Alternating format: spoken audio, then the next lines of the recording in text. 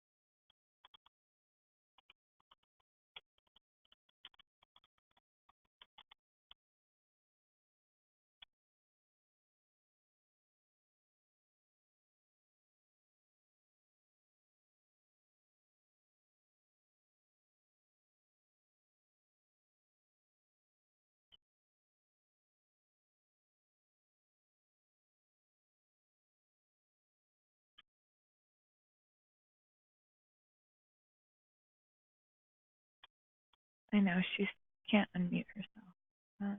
Are you?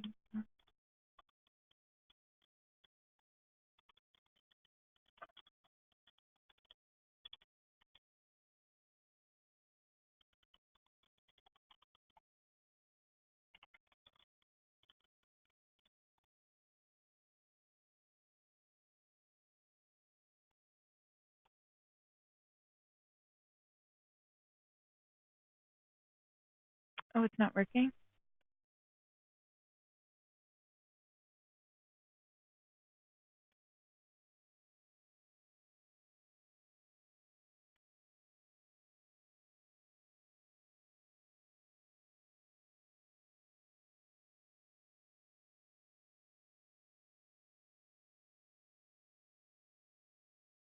Oh, yeah, but you guys are all registered separately.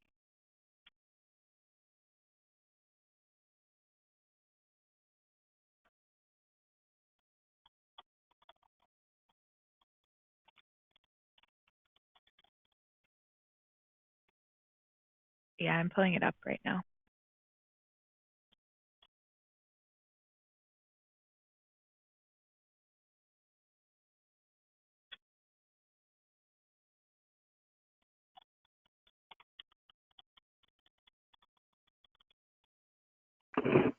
promise. Oh, they can't. Yep.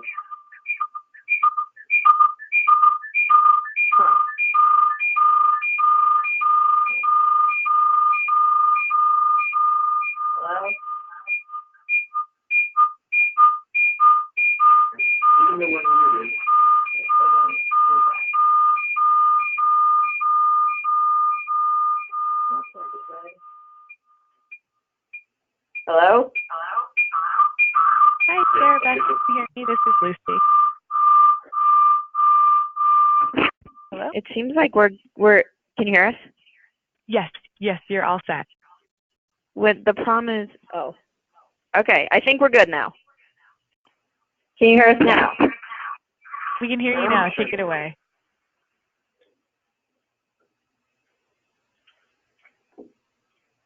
Okay. We are ready. Nothing like a little technology to slow you down. All right, we're back in action. Okay, so actually to begin, well, first of all, we apologize for the technical difficulties. We actually piloted this the other day, and the pilot went very smoothly, and this one did not. So apologies for that. Just to confirm, we're actually going to ask people to use the chat box function along the way. So if anyone can actually hear my voice right now, if you will go to your chat box and type something to that effect, like, yes, we can hear you, then that would be greatly appreciated. But we're here today to talk about what we're consistently referring to these days as rapid cycle systems modeling. And we've been discussing it within our group for a while as a mixed methods approach to optimize service delivery. And we're very much looking forward to sharing this with you all today and hearing your thoughts and questions.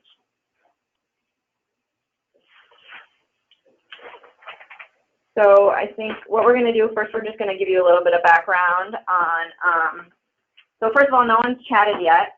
So we're still trying to use some peer pressure to get you guys to do that. But what we're going to do, we're going to give you a little bit of introduction of who we are, what the modeling looks like, and then we're going to talk about an example of using modeling in a different field, not autism, just so that you can get a sense for what the modeling looks like and how it can be used. And I'm getting a chat that says I may want to change my display setting. Oh, because you're seeing the presenter view. Well, let's see. Hold on. Now you can probably see the whole thing. Okay, anyways. And then we're going to try to tie this methodology into how it would be useful in the autism world. And we're really hoping to get people to chat in and give us their thoughts and questions, because it's supposed to be a really interactive methodology, and we really want to hear people's thoughts, suggestions, concerns, or snide remarks. So who are we? That's me. I'm Sarabeth. Tom unfortunately can't be here. I'm a pediatrician by training and a health services researcher and implementation scientist. And my work focuses a lot around early detection in autism and disparities in autism services. Do you want to talk about Tom and you? Sure. And Tom Mackey is at Rutgers University and has been studying the use of research evidence, amongst other things, for many years. A very talented mixed methods researcher, and has been funded by WT Grant. I'll be talking about some of his work along the way. And I am Chris Sheldrick, and I work at Boston University School of Public Health, about a block away from Sarabeth, and focus on young kids' mental health. So we mentioned this a little bit, but what we're going to talk about is this new methodology and how it can really assist folks who are trying to develop what we often call a learning healthcare system. And then we're going to talk about examples of the methodology from some work that Tom and Chris have done around trauma-informed screening. And then, as I mentioned, really we are hoping people will ask us questions and give us thoughts about how this might impact their own work. Okay, so I'm going to start by just talking about very briefly about a preliminary study that has really helped to inform this work. And this is on decision makers' needs. And one thing I wanted to mention is, because I'm a pediatrician and I have focused mainly on autism and have also worked within the ATN and other places, I'm going to a little bit stand in for the rest of the audience who, even though we keep asking you to chat, probably will not because people get shy. So I'm actually going to interject questions as if I was an audience member as Chris presents to try to better get a sense of how these methods could impact your own work. Yeah, so we're hoping the webinar will be a little different that way than your standard webinar. So, and more informally, Sarabeth will just interrupt me every time I don't make sense. I think that's another way of saying what you just said, which is honestly totally consistent with this method. So in terms of background, some of the key background research that really informed this was Tom's work that I collaborated on to better understand use of research evidence in policy. And specifically, he conducted a whole series of qualitative interviews with 78 key informants from 10 different states. All were mid-level managers who were working on state-level mandates, actually, to implement trauma-informed screening. And what we did is we adopted a decision sampling approach, or what we refer to as a decision sampling approach. So rather than going to policymakers and basically saying, you know, do you use research evidence, and if so, why do you use it, and if not, then why don't you use it, we instead asked them, okay, well, you're working on this implementation effort. Can you think of a recent decision that you were involved in that was integral to that implementation effort? And then they would describe that decision. We'd ask them a series of questions about how they made that decision. And basically kind of observed whether and how they brought up use of research evidence. So we refer to that as a decision sampling approach. And I think, you know, to parallel to the autism world, this type of question could be asked around what screening tool does your clinic potentially want to use to detect autism? And when do you want to use it, and who do you want to use it with? Or if you're going to, you know, if you're an autism-specific site and you're thinking about how can we be better detecting kids who have constipation in our population of patients, is there some procedure that we want to use to try to do that? Those are like the sort of parallel questions to, I think, what we asked, or what Chris and Tom asked here. So the nice thing about this approach is we got a lot of really rich findings. These were easy questions to answer, and they came to mind pretty easily for the informants. And they gave us a lot of detail. So, but at a very basic level, one of the things that we found is what's described in the literature on what's called decision-making ecology as a decision continuum. In other words, what might seem to be one kind of simple decision about whether or not to implement trauma-informed screening in this case actually involved a whole continuum of smaller, more specific decisions. So 4 of the primary areas in which these decisions were occurring were around reach, screening content, screening threshold, and systems capacity. So for example, around reach, there were questions about whether to screen the entire population, in this case of kids in child welfare, or just a subpopulation with a specific screening tool. Do they do kids of all ages or just some ages? Kids in some kinds of settings and not other kinds of settings. Also determining about the frequency of screening and whether to rescreen kids. Regarding screening content, in this case, there were big questions about, you know, should they screen for trauma exposure, like life events, or symptoms that are consistent with trauma as defined by the agency. And different people in the system might think about these questions in very different ways. There were questions about, obviously, selection of specific trauma-informed screening and assessment tools, which I think is, in the research literature, what we often kind of focus on, as if that's really the only decision is which tools use. But they also, a surprising number of times, brought up questions about screening thresholds. So, for example, should they use the cut score or the screening threshold that comes recommended with the instrument, or should they alter it over time, all for specific reasons? And a lot of those questions that they had related to systems capacity, like what is the available capacity to facilitate this kind of screening for dealing with the kids who might be screened positive and then found to need services, like what's the system capacity to actually provide that intervention? And ultimately, how is that affected by the threshold that they choose? So like if they choose a higher threshold so that fewer kids screen positive and are identified, obviously they need less treatment down the road.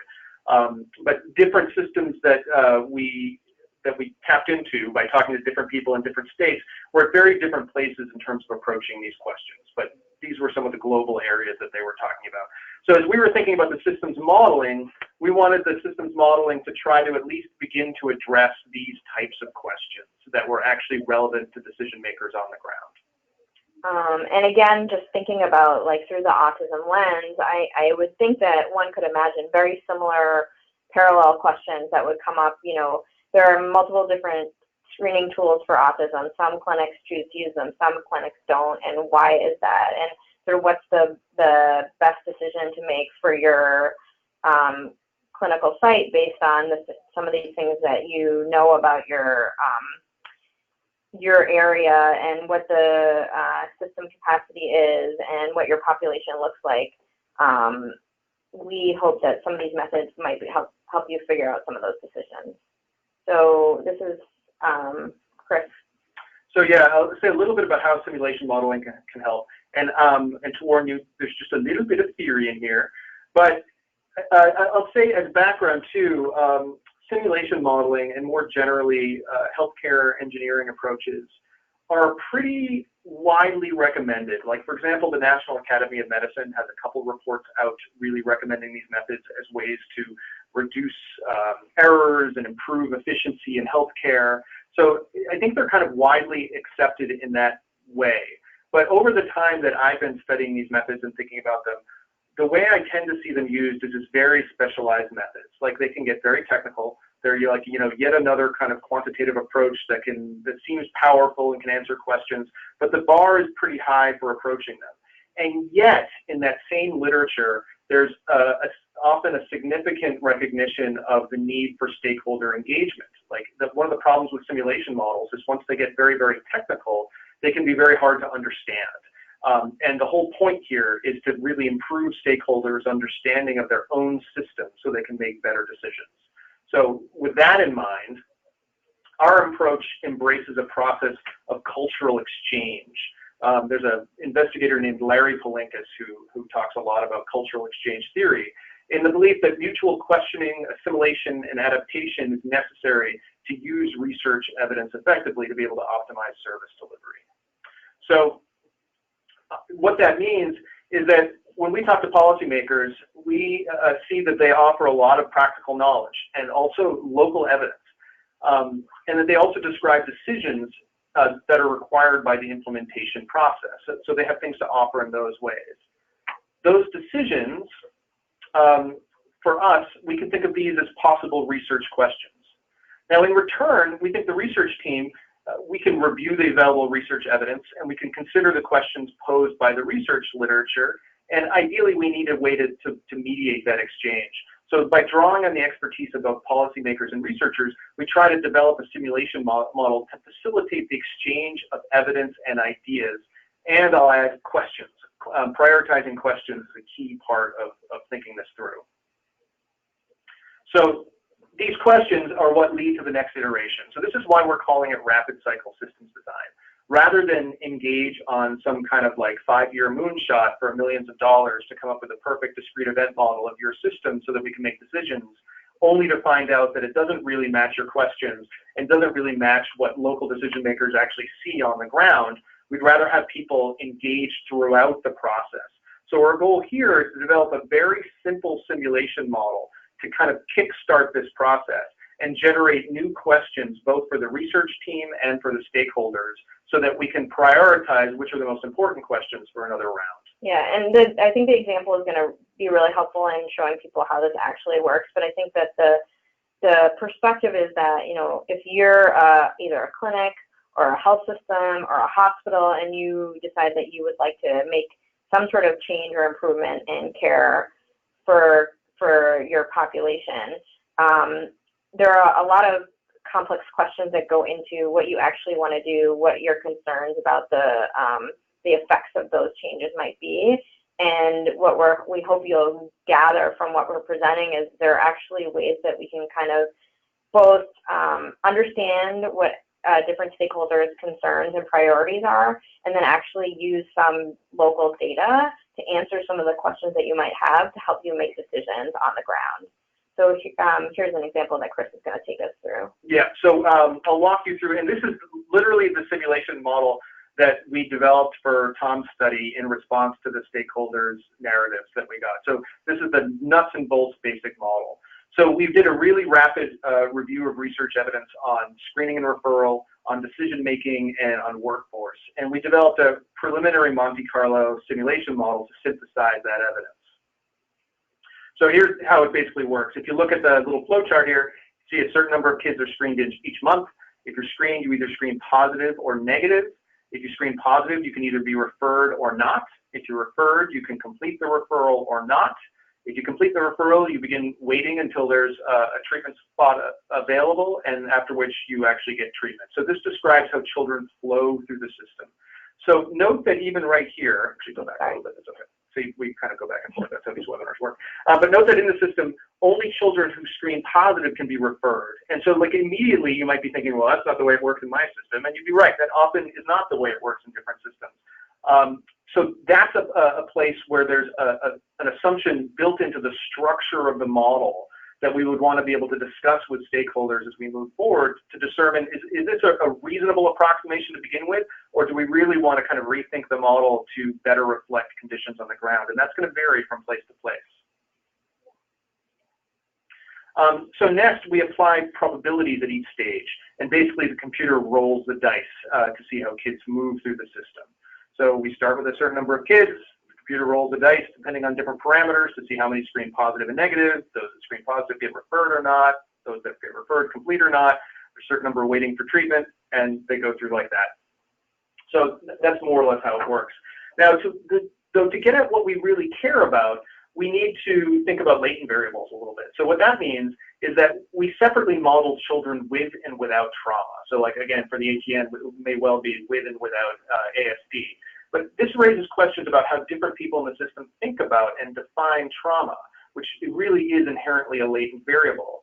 So, for example, one of the things that we learned through our stakeholders is that some people think that every kid in child welfare, by definition, has trauma already. So basically, prevalence is 100%. That the act of removing a child from their home and their family of origin is inherently traumatic. Whereas other people are thinking of trauma in terms of a more explicit physical or sexual abuse, for example. And so they're thinking about it in a different way. So that's immediately important for how we conceptualize the model in terms of prevalence and how we think about kids moving through the system. And so that's an important kind of question that can be raised by this type of modeling already. So we also, though, added a simple workforce model to estimate system capacity to provide treatment. So basically, we assume that there's a certain number of treatment providers. They can provide a certain number of sessions per week. They quit at some particular rate. And then once their positions become open, it takes some amount of time to hire them. So the number of treatment providers and therefore the capacity of the system can fluctuate somewhat over time. And I would imagine this is something that would really ring true to this audience because in the world of autism, there are never, ever enough treatment providers for anything. But how do you actually think about that when it comes to how you're making decisions from a systems perspective? And this is, I'll say too, from my experience, one of the kinds of things that as researchers, we often just sort of ignore. Like, for example, I have never written a budget justification for an NIH grant that planned for staff turnover, and I also don't think I've ever run an NIH grant that didn't have staff turnover. It's always an issue, and yet we often fail to plan for it. So let me tell you a little bit about some of the, we then actually created this model, and we ran, in addition to those interviews, a series of focus groups with about a bunch of state-level policymakers to get feedback on the model. And we're really thinking about this as a first stage of rapid cycle systems modeling in practice in terms of the discussion that we got. So what we did is we went through step by step, and we asked people questions like, you know, does this make sense for your system? For this model to apply to your system, what would need to change as we walk people through the model in the way that we did? And we really asked them to consider model assumptions. Like, for example, I'll describe parameters in a second. And, you know, we can very easily change parameters to suit one system over another. Like, maybe they're using a different screening instrument, so the sensitivity and specificity are different or something like that. More than that, in a way that I just implied, there can be differences in model structure. And that can reflect differences in different state-level systems, or even just different questions that the stakeholders have because they're thinking about improvement in a different way. Perhaps the most important one are the model bounds. What is in this model and what's not in this model at all, like what we left out. So for example, this is really looking at service delivery in this particular model. That's what we're focused on, because that's what we're hearing from stakeholders as being the primary questions that they had as they implemented screening. It doesn't include outcomes for kids, like quality of life and well-being and that sort of thing that could obviously be of interest down the road. That would just be a different model. But we want to be really clear that this model, if it works, is, we think, well designed to answer some questions, but certainly not all questions. Yeah, and again, I think that, you know, Chris and I do a lot of work in the autism detection world and thinking about, you know, sometimes we meet with people and their goal is they just want to detect as many cases of autism as possible in the community. They want to make sure that no cases are missed. Whereas other people would say, actually, our goal is to improve the lives of all children with autism, not just detect as many cases as possible. And while those things are potentially interrelated, they're not the same thing. And are there ways that we can sort of model out how would you improve the lives of kids with autism? What are the variables that you need to know, and thus what are the systems changes that you need to make? Are actually things that we're hopeful that we could use this methodology for. So, yeah. So I'll just repeat, like, the famous quote that may have come to mind for you as we're talking is, all models are wrong, but some are useful. So what we're arguing explicitly is one of the ways that models can be useful is by getting people to think about their assumptions and creating an opportunity for dialogue about those assumptions. So here we're going through first thinking about parameters. So for a lot of the kind of parameters that we would need to estimate this model, the kind of numbers that the computer needs to be able to roll the dice, things like prevalence, sensitivity, and specificity, referral rates, and family retention, we can look to published research evidence. Now, recognizing that there's often real significant limits to that research evidence, as anyone who's looked at it knows, right? There's the kind of internal validity questions, but there's also often huge questions of external validity, like what's the prevalence in a particular state? Does it vary from the national average? We find tons of heterogeneity. What's the sensitivity and specificity of a specific screening instrument? That's really rarely well characterized. And you can imagine for trauma-informed screening, it's even harder if you have a hard time defining what you mean by trauma. Referral rates and family retention, those are likely to be very locally defined. So this is a step where we think it's really important to go to the next slide. Think about using local evidence as well. So we asked speaking too fast, stakeholders quite a lot about what kind of local data they might have to estimate things like the size of their population or the prevalence, or, you know, do they know the sensitivity and specificity? And if so, what do they actually know? Like, why do they know it? How do they think they know that? Would they have administrative data that could tell us things about referral rates and family retention? What do they know about workforce size or median tenure time for providers? In asking questions about, like, is turnover an issue? And we got a big yes to that often. Also important from a modeling perspective, this range of curves is meant to just show that we can really use data in lots of different forms. So, like, ideally, we might have a very specific parameter estimate that, the prevalence of ASD, if we only knew, is only exactly 2% or something like that. More realistically, we're confident that it's within some range or over some distribution. And for a lot of these parameters, it might be over a very large distribution. The modeling approach is really an approach to thinking this through. So even if it's a very, very large distribution, or even if we don't know it all, there's still some modeling we can do to see what it would look like under different conditions. And those are called sensitivity analyses. And it's something that can be useful to stakeholders to understand what kind of evidence would really need to be prioritized in a future round if we were going to get more precise estimates of how this system would work. So as an example of model structure, I mentioned this before, but local knowledge about screening policies, like, is clinical judgment involved? Can kids who screen negative be referred? Is an important question. So this raises some research questions. Well, like, how do we want to model that, and what evidence is relevant? It also points to a larger thing, and so this is a question I've been engaged with quite a lot. And as I've become engaged with it, I've realized that there is really no research consensus on this question. A lot of researchers, in my experience, want to come in and create very fixed processes and very fixed rules. I think there's an assumption, for example, in a lot of American Academy of Pediatrics statements that a positive screen should result in a referral. And yet on the ground, it never works that way.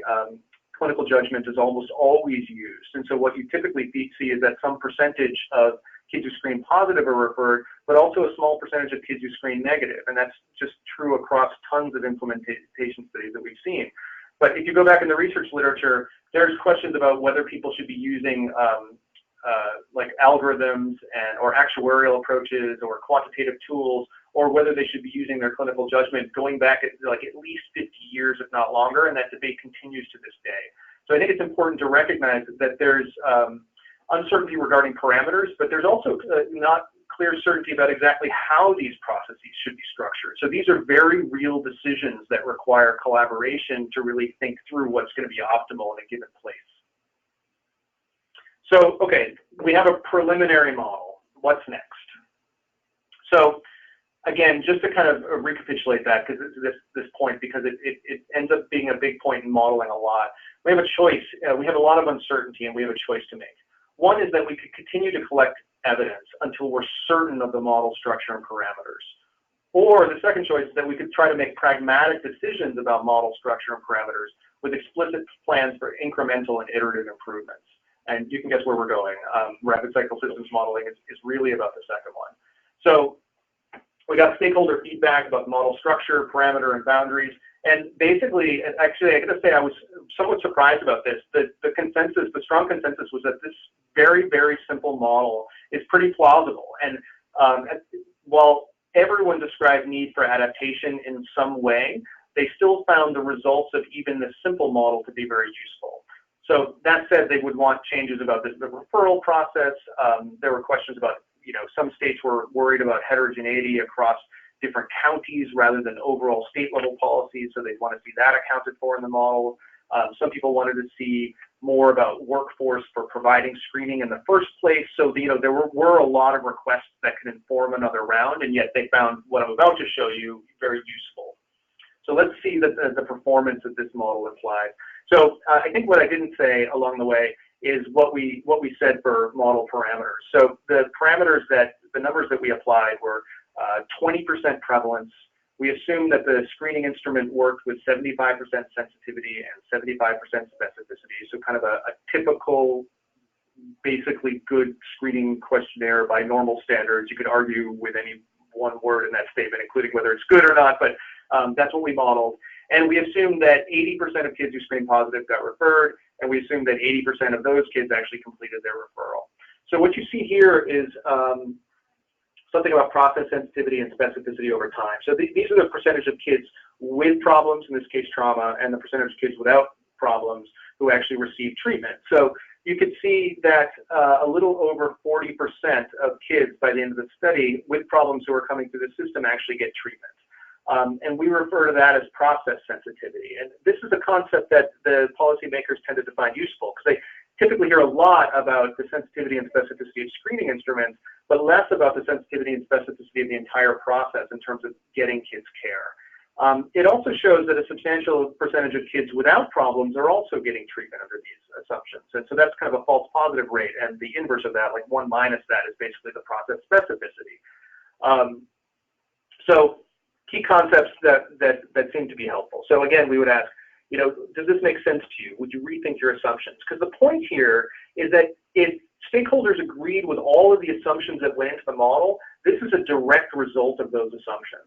So if this doesn't ring true, then it means that some of those assumptions must be wrong and we need to change them. And then that's fine, and that could be a focus of another iteration. But again, this didn't seem entirely implausible to people, and they found this alone to be a useful presentation. Yeah, and I think we keep talking about autism detection because I think it's the easiest parallel, although this really can be used with any intervention that you're thinking about implementing. But again, we know that, for example, the MChat, which is the most common screening tool, is clearly not 100% sensitive. It's sort of debatable, but even if it picks up 70% of kids who are at risk, as Chris is saying, this is a process. So it picks up 70% of kids, but only half of those kids actually follow up on the referral to a diagnostic appointment. Then it doesn't really pick up 70% kids, right?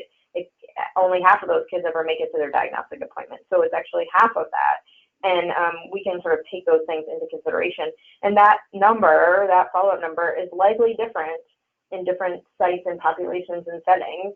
And thus, if you are thinking about what kind of system you want to put in place, you may want to know your local numbers as you're thinking about what's going to happen to, for example, your workforce capacity if you end up implementing autism screening. So again, we're going to get into that a little more here as an example from the trauma again. So this is showing a little bit about what the model predicts in terms of system capacity. So at the very beginning of the process, we assumed that a number of new positions were created for people to provide treatment. And so the system capacity shown by the black line increases over time as people are hired before it gets to full workforce. So what you see here, though, is that there's an initial spike in the demand for treatment because screening starts right away, even as those people are being hired. Now, that's just an assumption of the model, and that could change. But it does suggest that the timing of these things are important, because on the right, what you see is that timing it in that way creates the potential for really significant wait lists in the first approximately year and a half of the project.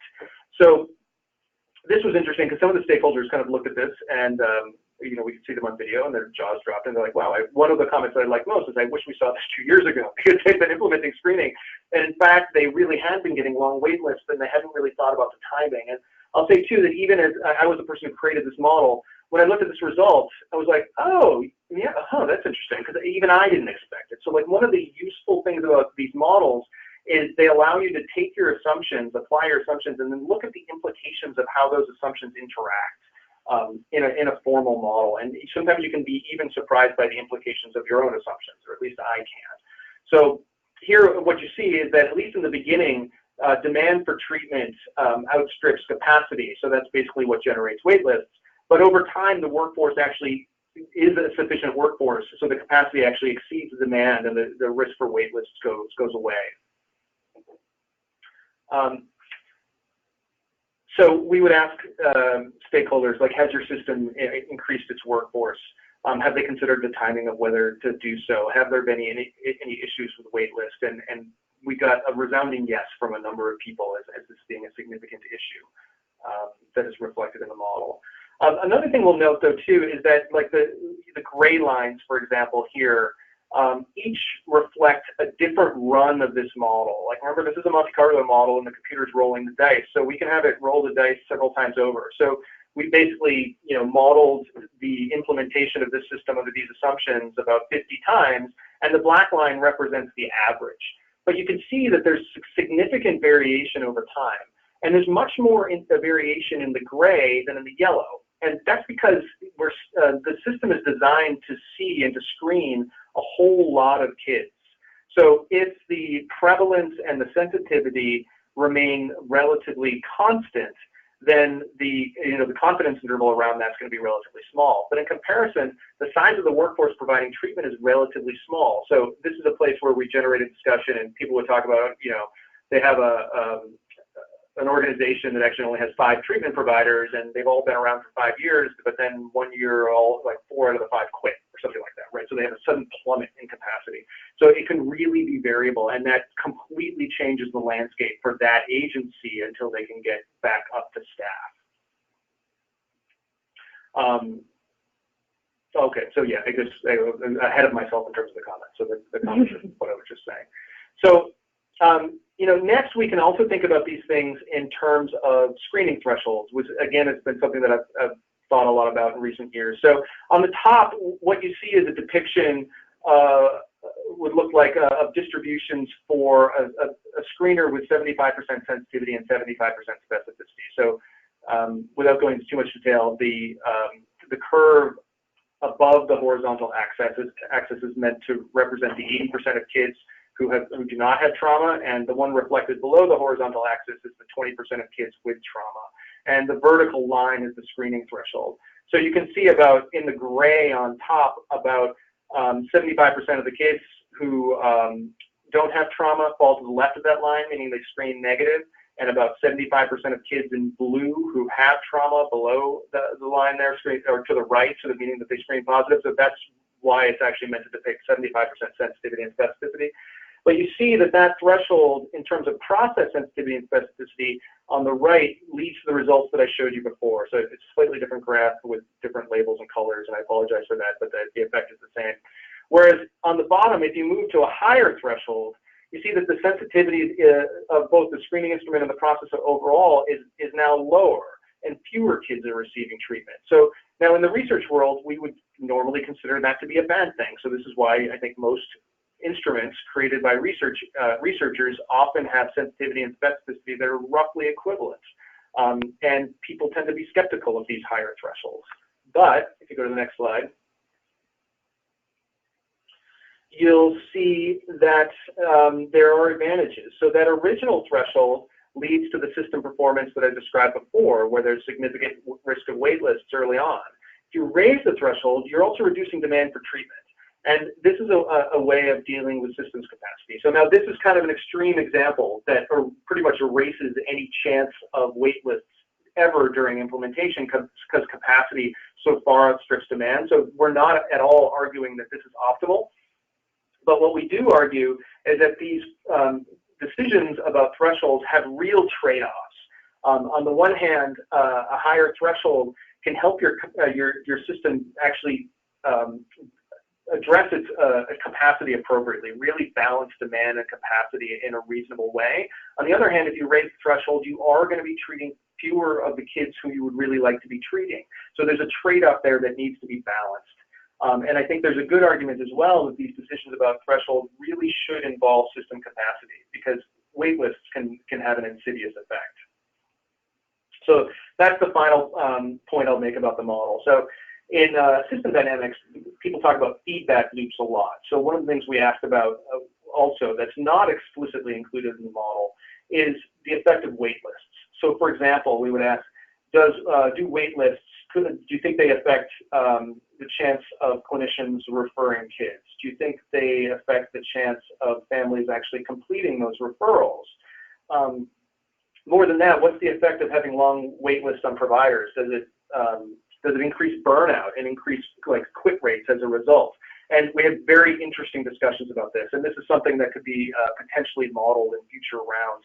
But even at this level, raises important questions about the role that wait lists have in the system. And I think from the autism perspective, again, anyone who works in the autism world is very familiar with wait lists and probably has a number of strong opinions about wait lists. And I think that, we look forward to in the future really diving into that issue from an autism perspective and really understanding how wait lists might be impacting many steps in the process of both diagnosis and treatment for all different types of autism-related co-occurring conditions as well. And I'll just say, just as another word about this, to me, one of the greatest contributions of the system dynamics literature is this idea of dynamic complexity. So feedback loops cause dynamic complexity, or can, which is defined as the often counterintuitive behavior of complex systems that arises from the interactions of agents over time. What it means at a practical level is you get something called, that I call dynamic resistance. They refer to it as policy resistance often. But that's when seemingly obvious solutions don't work as well as intended or even make the problem worse. And if we had more time, I could give you 20 examples off the tip of my tongue about this kind of thing. But like forest fires today are an example, like trying to put out forest fires for too long back in the 60s, now there's far more dead wood, and I know drought has an effect also or whatever. But I think well-intended initiatives in primary care that really increase detection of autism lead to downstream problems down the road that, if not addressed, really burn out the poor diagnosticians who are trying to keep up, right? So there's lots of things, and one of the advantages of a modeling approach is it can give people a space to try to think forward about what the consequences might be of different interventions and systems now. So that is a basic overview of the model. We mentioned kind of a few of the questions that it raises kind of for us as scientists that we think are relatively deep questions, like, for example, about relying solely on quantitative instruments versus using clinical judgment and how that has implications for systems. We described some of the new questions it raised for stakeholders that they might be thinking about while implementing these screening processes. And we'd love to know more about your questions, either by voice or by text. Yeah, so that's basically all. We thought we'd leave the last like 10 plus minutes for questions, comments, thoughts. I think, you know, the two things that come to mind off the top of my head for how this might be applicable, as we mentioned, you know, autism detection is kind of an obvious one because we talked about an example of screening. I think the other thing that we thought about, or actually two other things we thought about, I would say, is the Autism Echo program that I know is going on through the ATN, and are there different questions that might be useful in people thinking about implementing and disseminating Echo and what the goals of Echo might be. And then the other one is just because our team also does a lot of work on family navigation, thinking about how people implement family navigation at their individual sites, and are there certain goals or is there specific data that would help one think about how can you model that intervention in a way that would be useful to your local population. But we'd love to hear if anyone has any thoughts or questions. The chat box is open, and we would encourage people to chime in and let us know if there's anything we can answer. And I will add, we're not seeing a lot of activity in the chat box, but I will add too that we really think of this as an approach to facilitate dialogue and to really synthesize evidence, as opposed to like a meta-analysis that really requires a single type of evidence, like for example, a particular outcome from RCTs. This is really meant to provide a quantitative way to think about and discuss and articulate the implications of a whole range of different kinds of evidence. Now, for that reason, it doesn't replace anything that's being done right now. It's really meant to complement it. So this, you know, RCTs are still important. Qualitative work is still important. Any kind of research being done on clinical decision making or accuracy of screening instruments, all of that can inform models like this. So we really think of it as kind of being a way of organizing that kind of work and trying to make sure it's as relevant to actual systems change as possible. So it looks like I think we do have some questions that someone's going to come on and ask us. Hi everyone, So we're ready. this is Lucy from the Clinical Coordinating Center. I wanted to first say thank you very much to our presenters. I know we all really enjoyed your presentation, so we really appreciate it. I've collected a few questions, so I'll go ahead. The first question is, how can we rely on clinicians for referring children for services if clinicians are using their clinical judgment? We'll have lots to say about that. So I think there are a couple things. I think, so we're thinking about, you know, I guess the question sort of assumes that clinicians might not have the knowledge base to really know whether or not they should refer a kid, I think, which can be a challenge for sure. You know, one thing that we talk about quite a bit is the sort of perspective of the diagnostician versus the perspective of the primary care provider. And the fact that if you're a primary care provider, obviously the vast majority of children you see do not have autism. And that sort of informs your decision on, or your perspective on what the prevalence within your population is. And thus likely informs your decision about when and when not to refer. Whereas if you're a diagnostician, the vast majority of kids you see probably do have autism, or at least a good percentage of them. And that perspective is going to impact sort of the way that you view the prevalence of autism.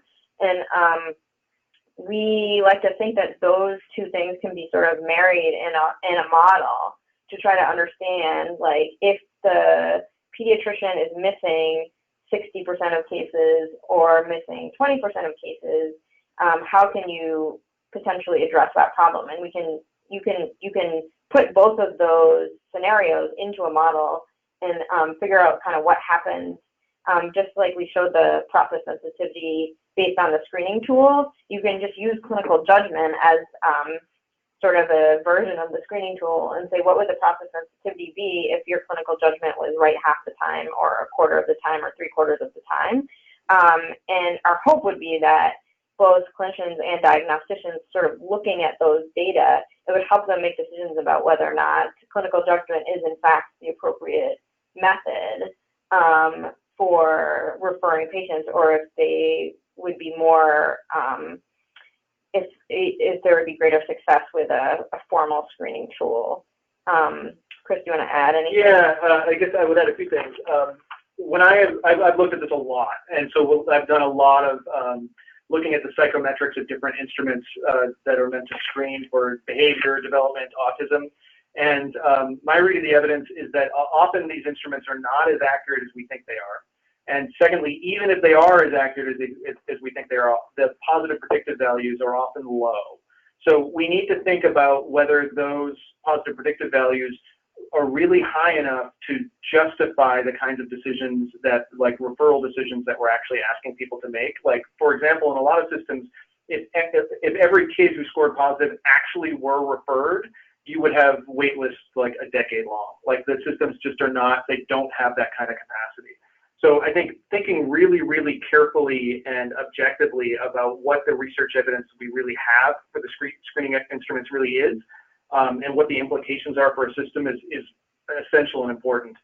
Secondly, is the way the question came to us is like, how can we rely on them to use their clinical judgment, basically? And my main response to that is that, well, we do. You know, it's pretty rare to have systems where a clinician is not involved in the screening decision. And so if that's the case, then I think the implication to me is, first of all, we need to understand both the pros and the cons of that, and think about how to then improve the system from there. So we recently published a paper where we tried to do that in a screening system in an early intervention setting. It's a paper called Under the Hood, where we looked at this more specifically. And we really changed our approach as a result to really, really find ways to encourage the EI providers to actually make referrals as a result of screening results. And we found good results, and our evidence suggests that they actually added something to the process. That, for example, by allowing EI providers to refer kids who screen negative, we actually detected far more kids and far more efficiently than we would have otherwise. So mainly, I think my answer to that is I don't think this is always the case. I don't think, you know, I'm not one to just say, oh, we should just trust clinical judgment by any means. I am saying that I think we should really take a closer look and work with those kind of clinicians to try to make the system as optimal as possible. And the last thing I would add is that with this cultural exchange model, one thing that I think Chris and I would both agree we see is that when you get stakeholders into a room and you get diagnosticians and you get primary care doctors into a room, you may hear the diagnostician say, I'm concerned because you're relying on clinical judgment, pediatrician, and I think you're missing a lot of cases. And you might hear the pediatrician say, well, I'm concerned about using the screening tool because I'm worried that I feel like I send a lot of cases that are not true cases. Or we will sometimes hear from the diagnosticians, well, we're getting a lot of referrals for kids who don't have autism, but we're missing all the kids who do have autism. And actually, just the process of getting people into the same room and discussing it, especially sort of in your local environment, can help you really figure out, well, what are the key questions, what are the key concerns, and what are can models help answer some of those questions to help you make decisions, as opposed to two parties just having different opinions about a certain subject and sort of no progress being made. Yeah, and actually, I don't know if we can change the slides. You use that. Oh, yeah. Some of the slides I showed before were those weird distributions. I could go into more detail, but those have been very useful to me in terms of actually having like those weird ones on the left with the reflected kind of curve. If I describe them in more detail, they've been useful in terms of really encouraging dialogue between researchers, because like researchers will look at that and be like, okay, I see how that's 75% sensitivity and specificity, but there's a lot of yellow and a lot of orange. That yellow and that orange, those are all errors. So what as a researcher, what I would think of as an accurate screening instrument produces a lot of errors. I'm like, whoa. So then going to the clinicians, it's sort of a different conversation when we're actually looking at the real data. So looking at data together and looking at these models together, I think can facilitate conversations about what the best next step is. Fantastic, thank you. The next question is twofold. So how might this tool help with screening for comorbid conditions, such as sleep problems in children with autism? And how could this help with treatment of comorbidities? So I think that is a super question, and that's a question, that's the kind of question we get a lot, and that's like a great question about that I would put into the category of model boundaries. Because to create a simple model, we assume that, you know, there's kind of a population of kids that can only have one problem, right? And that doesn't reflect any population of kids on Earth, all of whom can have multiple problems. And I'll say in the modeling literature, especially in system dynamics, they refer to this as syndemics. On a population level, this level of comorbidity and these problems that really tend to co-occur, and how like multiple epidemics will be hitting the same population at once, which is why they call it syndemics. So, you know, basically, how could this improve it? I think it would involve creating a new model that actually accounts for what we think of as key comorbidities, to really think about how those kids then flow through the system differently and whether their needs are getting met appropriately. So I think it would, like, if questions, if a group of stakeholders really thought those questions were most important, then it would move the modeling in a somewhat different direction that would have to really think about these potentially co-occurring problems. And I think that so, you know, one of the issues that Chris and I both spend a lot of time in the implementation science world as well, and, you know, one of the issues is that a lot of times you think all you need to do is educate primary care providers about comorbid conditions, and then they're going to start looking for them and treating them. And we all know that's actually not how it works. Or, you know, we're going to publish a toolkit in pediatrics, and then everyone's going to start doing it. And that's also not how it works, right? So that's really, I think this is a great question, because it really underlies, like, what is the purpose of these models? And it's to say, you know, for example, with the trauma example, you know, we know that we want to detect kids who have been exposed to trauma and get them into treatment, but it's not really happening. And how can we get it to happen? And how can we build models that stakeholders agree upon and understand the data better, and then make decisions that are going to help the most kids? So for this type of model, if the example is, you know, how can we get more kids with autism treated for comorbid sleep disorder? Well, if the idea is that we think we need more primary care providers who understand how to detect sleep disorders and how to treat them and when to refer them, we can actually get stakeholders around the table to try to understand, okay, what are the what are the options for screening for sleep disorders and autism?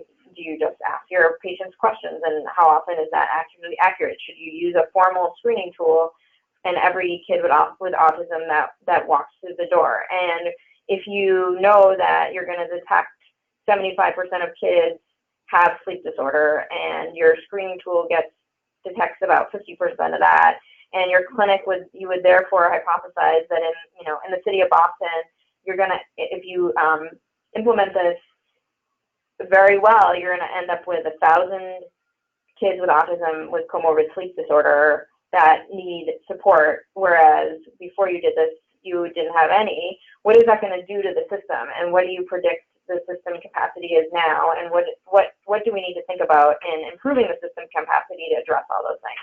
So I think it's we really see this as not just a model. We see the model as actually a strategy by which it brings people together to create priorities, and then you use the model to sort of answer some of the questions around priorities, which is why we really think it's dynamic in that way.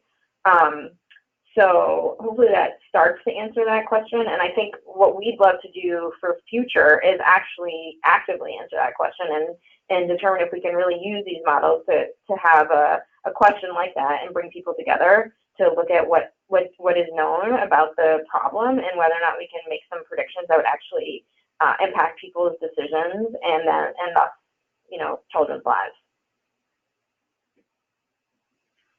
Fantastic. Thank you. Well, it looks like that's all we have time for today. So I just wanted to say another big thank you to our presenters, Sarabeth and Chris, and a reminder that this recorded presentation will be available on our network YouTube page and also sent out to everyone who attended.